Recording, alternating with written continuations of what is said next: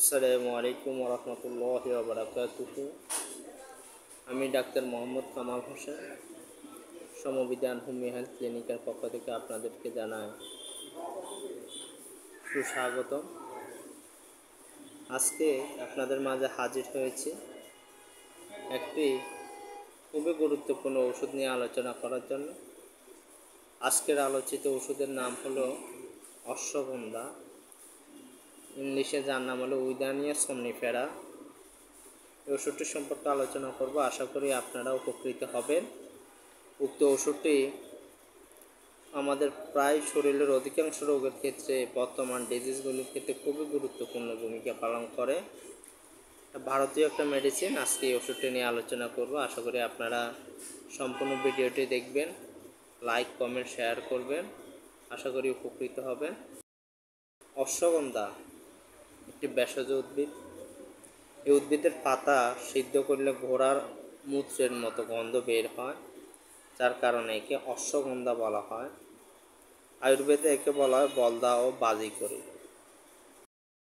এই গাছের মূল এবং পাতা স্নায়ুর বিভিন্ন রোগে ব্যবহৃত হয়ে থাকে। গাছ বাংলাদেশ, ভারত, পাকিস্তান এবং শ্রীলঙ্কায় পাওয়া যায়। ঘুম আনার ওষুধ হিসেবে প্রাচীন মেসোপটেমিয়া এবং মিশরে এটি ব্যবহার লক্ষ্য করা যায়।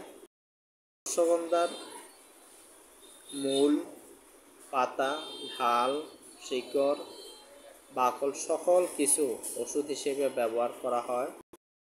আসুন আমরা আলোচনা করব যে এই অশ্বগন্ধা ওষুধটি হোমিওপ্যাথিক মেডিসিন হিসেবে আমরা যে সকল সমস্যায় ব্যবহার করতে পারি এবং ব্যবহার করে থাকি সে সম্পর্কে আলোচনা ফিরে আসি। প্রথমত, টেস্টোস্টেরন হরমোন বৃদ্ধি করে এবং পিটুইটারি নিঃসৃত hormone FSH, follicle stimulating hormone নিঃসরণে বাধা প্রদান করে। এর ফলে শুক্রকীটের সংখ্যা, গতিবেগ, উৎপাদন এবং এর চারিত্রিক বৈশিষ্ট্য বৃদ্ধি পায়। যৌন শক্তি ও আকাঙ্ক্ষা বৃদ্ধি পায়। তৃতীয়ত, পেশির আকার এবং শক্তি বৃদ্ধি পায়। চতুর্থত,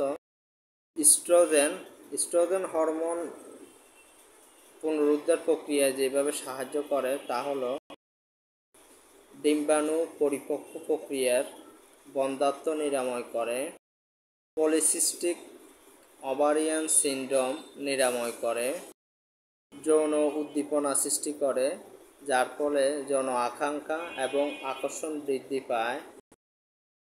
মহিলাদের মেনোপজ জটিলতার ক্ষেত্রে যে সকল উপকার করে থাকে তা হলো আকস্মিকভাবে শরীর উল্কার মতো গরম হওয়া, দুশ্চিন্তা হওয়া, মনমরা ভাব, যৌনতায় বা মিলনে আগ্রহ হারিয়ে ফেলা সময়ে কাজ করে থাকে। উচ্চ রক্তচাপ, কোলেস্টেরল ও ফ্যাট কমে আনার প্রক্রিয়ায় অথেরোস্ক্লেরোসিস কমে আনে, যা হৃদযন্ত্রের উন্নতি সাধন করে। এছাড়াও অ্যান্টিঅক্সিডেন্ট প্রক্রিয়ায় মস্তিষ্কের স্নায়ুকোষের সক্রিয়তা বৃদ্ধির মাধ্যমে স্কিজোফ্রেনিয়া, অ্যালজাইমার্স, পার্কিনসন ডিজিজ, অস্বাভাবিক আচরণ ও অনিদ্রা নিরাময় করে। সিআরপি, সি রিঅ্যাক্টিভ প্রোটিন কমে রিউমেটিক আর্থ্রাইটিস এবং অস্টিওআর্থ্রাইটিস নিরাময় করে। প্যানক্রিয়াসের বিটা সেল এর সক্রিয়তায় ইনসুলিনের মান বৃদ্ধির মাধ্যমে রক্তের সুগারের ভারসাম্য নিয়ন্ত্রণ, থাইরয়েড হরমোন ডিজিজ নিয়ন্ত্রণ করে। সালমোনেলা ও স্টাফিলোকোকাস সৃষ্ট রোগ জীবাণুসমূহ কোষের প্রক্রিয়ার মাধ্যমে নিরাময় করে। রক্ত স্বল্পতা নিরাময়ে খুবই সাহায্য করে। এছাড়া টিউমারের বিকাশে বাধা সৃষ্টি করে, ক্যান্সার কোষ বিভাজন প্রক্রিয়া বন্ধ করে এবং প্রতিরোধ করে। এক্ষেত্রে আপনার অশ্বগন্ধা খুবই একটা কার্যকরী মেডিসিন। বর্তমান যে আধুনিক ডিজিজসমূহ আছে এগুলির ক্ষেত্রে অশ্বগন্ধার উদ্ভিদ এই ভেষজ অংশগুলি রোগ আরোগ্যের ক্ষেত্রে খুবই গুরুত্বপূর্ণ ভূমিকা পালন করে থাকে।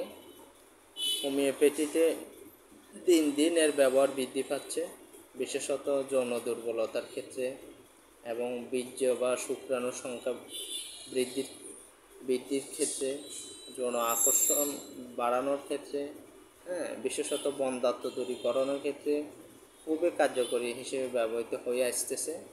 এছাড়াও বর্তমানে যারা অনিদ্রায় ভোগে, বিশেষত দীর্ঘদিন থেকে অনিদ্রায় যারা ভোগে, এদেরকে অশ্বগন্ধা দিলে তাদের এই অনিদ্রাটা দূরীভূত হবে এবং পাশাপাশি শারীরিক যে দুর্বলতা তার পেশি গঠনের ক্ষেত্রেও অশ্বগন্ধা, যারা শারীরিকভাবে খুবই দুর্বল, চিকন, হ্যাংলা, পাতলা, তাদেরও সুস্বাস্থ্য গঠনের ক্ষেত্রে অশ্বগন্ধা খুবই কার্যকরী ভূমিকা পালন করে থাকে এবং এটা একটি বাজিকরণ ওষুধ, যেটা শরীরে মধ্যমী শক্তিকে বৃদ্ধি করার ক্ষেত্রে খুবই কার্যকরী ভূমিকা পালন করে থাকে।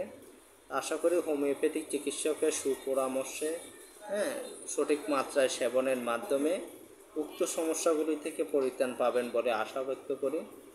তো লক্ষণভিত্তিক চিকিৎসার মাধ্যমে আমরা যে সমস্যাগুলি আক্রান্ত হই, এই সমস্যাগুলি, এই রোগগুলি থেকে দূরীভূত হওয়ার ক্ষেত্রে উপযুক্ত লক্ষণভিত্তিক মেডিসিন সিলেকশনের পাশাপাশি উক্ত মেডিসিনটি আমরা উক্ত রোগসমূহ আরোগ্যের ক্ষেত্রে ব্যবহার করে আশা করি উপকৃত হতে পারি। এ বলে আসলে সংক্ষিপ্ত আলোচনা শেষ করছি। আশা করি আপনারা উপকৃত হয়েছেন। সবাই সুস্বাস্থ্য কামনা করি। আসসালামু আলাইকুম ওয়া রাহমাতুল্লাহি ওয়া বারাকাতুহু।